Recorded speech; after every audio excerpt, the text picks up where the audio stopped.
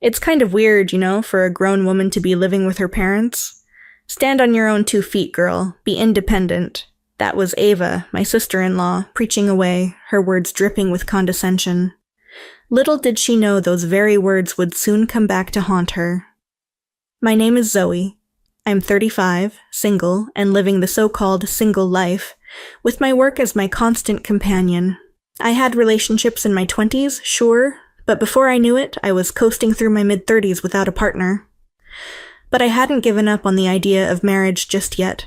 For now, I was content living with my parents, enjoying my work, and taking life one day at a time.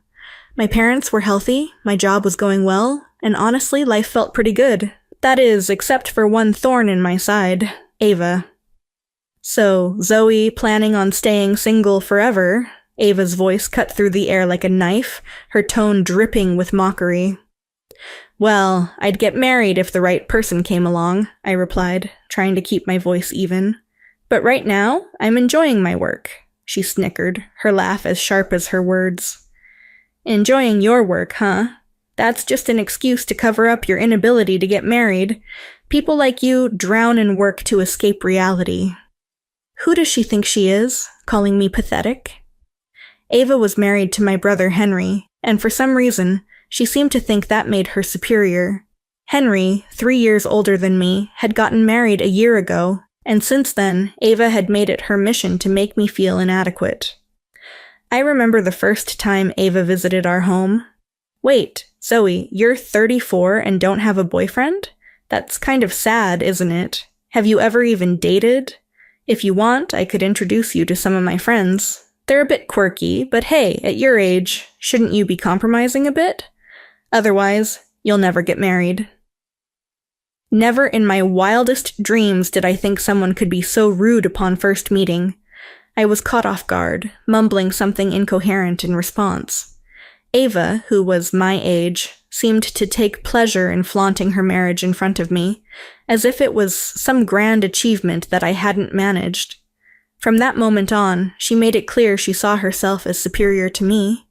Ava wasn't just rude, she was thoughtless and intrusive. I remember one time she Googled the average salary at my company and then asked, "Hey, those international companies pay well, right? How much do you earn? What's your bonus? You've saved quite a bit, haven't you?" I was flabbergasted. No matter how close you are with someone, that's not something you ask, especially not in such an offhand manner. "That's not really something I'd like to discuss," I replied, trying to steer the conversation in a different direction. But Ava was relentless. "Why are you avoiding it? Just tell me your salary." I sighed, exasperated. "Why are you so interested in it?" She shrugged as if the answer was obvious. "Why can't I know about my sister-in-law's financial situation?" Why would she need to know that in the first place? From that moment on, I knew we saw the world differently. I tried to avoid her, but it seemed her insensitivity knew no bounds. One holiday, when Ava visited our home, she said, "Hey Zoe, I found this in your room the other day," showing me my bonus statement. My heart sank. She had gone through my room when I wasn't home, rummaging through my things. Our house was old, with my parents living on the first floor and my room on the second. I guess they hadn't noticed her sneaking upstairs. "What are you doing?" I demanded, trying to keep my voice steady. "You seem to earn quite a lot, Zoe. Why didn't you tell us? And more importantly, how could you just enter my room like that? Isn't that extremely rude?" She had the nerve to look offended. "It's because you hide your annual income. If you earned so much, you could have given more for the wedding gift. What you gave was just pennies." "Isn't $1,000 enough?" I shot back, my anger rising. What was wrong with this woman? She wasn't just inconsiderate. She seemed obsessed with money. "You are, after all, just my sister-in-law," I said firmly. "There are things I don't want to share, and things I want to keep to myself. Please don't intrude on my private matters." Ava didn't take kindly to being told off by someone younger than her.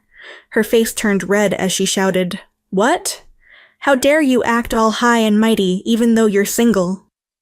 With that, she stormed off, leaving me fuming. I wondered what being single had to do with anything. I hoped that after speaking up, Ava would be more considerate, but I was wrong. Her attacks only intensified.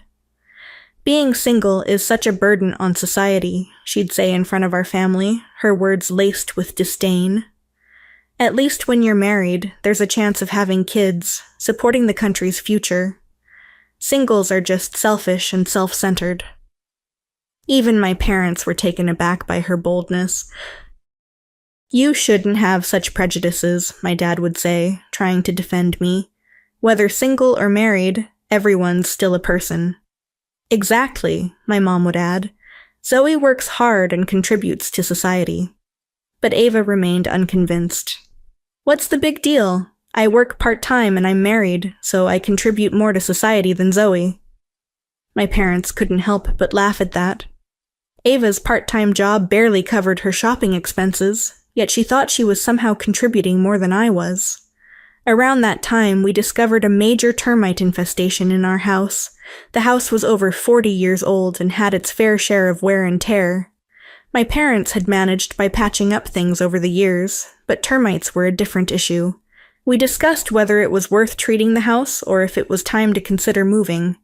Why not sell this place and buy a single-family home, I suggested, trying to be practical. Fortunately, living at home and not splurging too much had allowed me to save a decent amount of money. But can we afford a single-family home? My dad asked, concerned.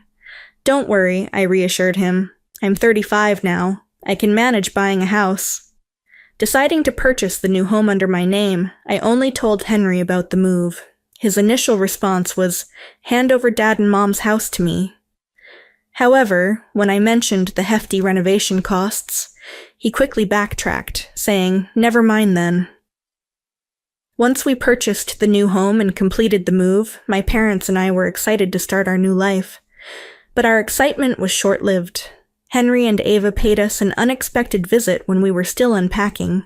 Wow, this place is spacious, Ava said, her eyes wide with envy. 2 floors, even a proper room for kids, and it has a yard. Nice. I thought they had come to congratulate us on the move, but I was mistaken. We came to announce that I'm pregnant, Ava said with a smug smile. My parents and I congratulated them warmly. Congratulations. Take good care of yourself. Childbirth can be tough, especially the first time. Let us know if you need anything. My parents were overjoyed at the prospect of their first grandchild. But then Ava dropped the bombshell. Thank you. In that case, we'll move in today. Excuse me? My parents and I were completely caught off guard by the sudden declaration. Wait, that's a bit sudden. We don't have room for another family, my dad said, trying to reason with them. Yes, this house can't accommodate 6 people, my mom added, her voice filled with concern. You're overthinking this. Why not just ask this single lady here to leave, Ava said, looking smugly at me. Wait, me? I asked, incredulous. Yes, you. Aren't you embarrassed, always relying on your father at your age? Even letting him buy you a house. You're just trying to take advantage of everything good here. We have the important job of bringing the next generation into this family. You're in the way. Please leave this house, Ava said, her arms crossed and a malicious glint in her eye. Besides, it's weird for a grown woman to be living with her parents. Stand on your own 2 feet, Ava, continued her sermon. Henry chimed in, You can't always lean on Dad and Mom. Listen, for your own good, you need to move out and be independent. How dare they? I was about to tell them the house was under my name when my dad spoke up on my behalf. All right, so you 2 want to move in here? My dad asked calmly. Ava grinned at his words. Yes, and in the future, we'll take good care of you and Mom. But you'll need to pay rent. How about $800? Rent? Dad? You're going to take money from your kids? Ava asked, shocked. If you're talking about being independent, then paying rent makes sense. Around here, $800 is the going rate, my dad replied, his voice steady. $800? That's still a good deal. Renting an entire house around here would cost more than $1,000. This area is close to the station, and the land value is high, I added, backing up my dad. Henry and Ava were taken aback by the amount, but they couldn't back down after making a big deal about being independent. Isn't that a bit much? What's the point of living together if we're paying that? Ava whispered to Henry, but it was loud enough for us to hear. We'll figure it out. We'll take the second floor then, Henry said, trying to salvage their plan. It's settled then. Zoe, please leave soon. You're in the way, Ava said, her tone final. The couple went upstairs, brimming with enthusiasm. Wow, these rooms are so spacious, and look at all this storage. It's a good thing we got her to leave, Ava said, her voice filled with satisfaction. Yeah, with her gone, this house will eventually be ours. Everything's going our way, Henry added, their voices echoing down the stairs. As they happily discussed their plans, my parents and I exchanged knowing looks. How could they be so excited without knowing the full story? My dad had kept the fact that the house was in my name a secret for a strategic reason. After being ousted by Henry and Ava, I relaxed in a short-term rental apartment. Then one day I got a call from Ava. Hey, I noticed father-in-law and mother-in-law are gone, and their stuff is too. Did you possibly pick them up to help me out? No. Dad and Mom decided to move in with me on their own, I replied, unable to hide the smirk in my voice. Right there, my parents were sipping coffee casually. Oh, really? Well, that's fine. Being pregnant and living with them was pretty exhausting anyway. This works out, Ava said, her tone dismissive. How could she easily forget the kindness of letting her stay, and then say such a thing? She better brace herself. Her comfort was about to end. So that means next month's rent is $1,600, okay? I said, my voice calm and steady. Excuse me? What do you mean? Ava asked, clearly confused. Well, you need to pay the full rent for that house, I explained, savoring the moment. What? What are you talking about? That house belongs to father-in-law, doesn't it? Ava asked, her voice rising in pitch. No, I own that house, I replied, enjoying the silence that followed. I decided to explain the situation clearly. It seems you're not aware, so let me explain. The house is in my name, and I paid for it with my own money. Until yesterday, because Dad and Mom lived with you, I charged each party $800, a total of $1,600 for rent. Now that Dad and Mom have left, only you and Henry are living there. Therefore, I'll need the full $1,600 for rent next month. The reason my dad stopped me from revealing I was the homeowner was precisely for moments like this. It was a secret plan to teach the overbearing Henry and Ava a lesson. I didn't know any of this. Bring back father-in-law and mother-in-law. This isn't right. Ava's tone grew frantic, thrown off by the amount of $1,600. Hold on, didn't you tell me to stand on my own? Living with parents is what dependent people do, right? I continued, dripping with sarcasm. If you can't even pay half on your own, it means you aren't independent. That's why Dad and Mom made the decision to move out. No, that's not what I meant. I'm really grateful to Dad and Mom. They've taught us the importance of independence firsthand. So I'll be expecting that $1,600 next month, got it? Wait, just wait. I hung up without waiting for a response. A few hours later, Henry called me, his voice tense. Hey, what's with changing the house title and the rent? Why are you making all these decisions without consulting us? Making decisions? That's rich coming from you, who moved into a house that wasn't yours, and then acted like I was the intruder. Wasn't it you who kept going on about being independent? Henry seemed at a loss for words. If you can't pay, can you move out? I don't want someone who can't even afford rent living here. Wait, just wait. We're having a baby, okay? I'll pay the $800, just let us stay. Do you really have a child on the way? Ava doesn't look pregnant, I said, my voice icy. My mom had mentioned that even though Ava should be around 6 months pregnant, she didn't look it at all. Was it all a lie? Henry's silence was all the answer I needed. If you don't leave, I'll consider taking legal action. Clearly scared by that, Henry quickly said, Okay, we'll move out, and hung up. When my parents confronted Ava, she immediately admitted that she had faked her pregnancy. I thought if I said we were having a grandchild, you'd be kinder to me. Father-in-law and mother-in-law always dote on Zoe and are harsh to me, she said, her voice small. But my parents were never cold to Ava. They always kept a respectful distance as in-laws and only admonished Ava when she belittled me. And yet she faked a pregnancy? Maybe she really was from another planet. After that, Henry and Ava moved out and rented a new apartment. It was peak moving season, so it seemed they ended up spending more than they had anticipated.